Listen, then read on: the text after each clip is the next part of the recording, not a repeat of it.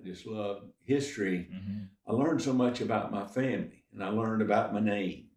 Uh, like I say, my parents had passed away, uh, but I learned that John Milledge Galphin, who I was named after, was the grandson of an Indian trader named George Galphin.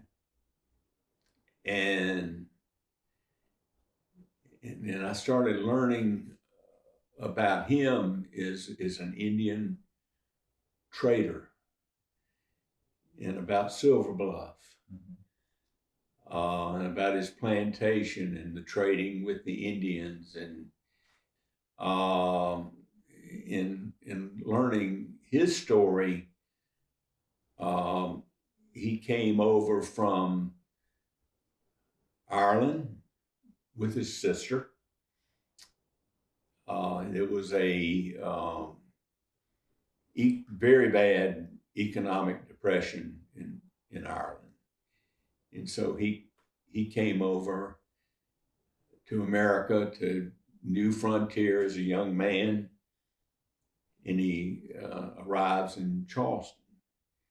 And in Charleston, what he sees is these warehouses. It's a port. He sees these ships in the warehouses are loaded with all kind of goods from uh, Europe.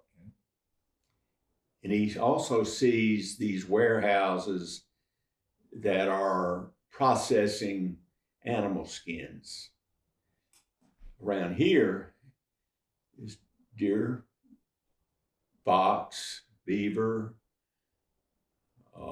raccoon, just all of them.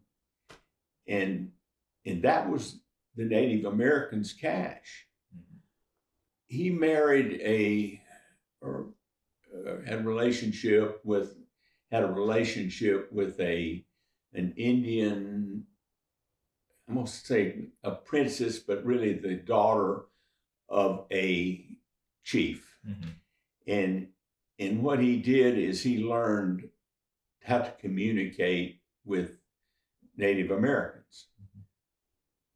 Very, very important. And also, he had an outgoing personality. And so that relationship was very important to him. Plus, he worked in the warehouses and he learned the business.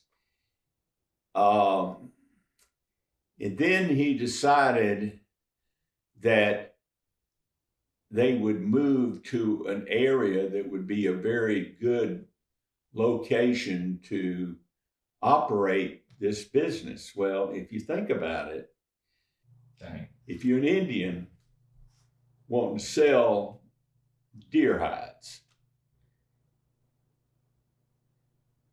and you have a canoe or a flatboat, it's going to take you a long time to get to Savannah is 200 and something miles. Mm-hmm. To get to Charleston, it's another 100 and something miles. So it's a major deal, and it'd probably take them 30 days longer, hard. You can only take so many deer skin.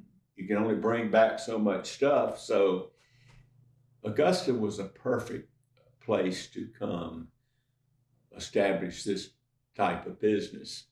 And the one unique thing about this area for Native Americans, you already had the creeks, Muskogee Creeks, Indians, but you ended up having other major tribes that kind of did business in this area. Cherokee, Chickasaw,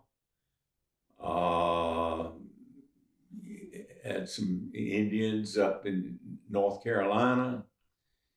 And so within 3 or 4 years after arriving in America, George Galphin has decided that he wants to move to the Augusta area.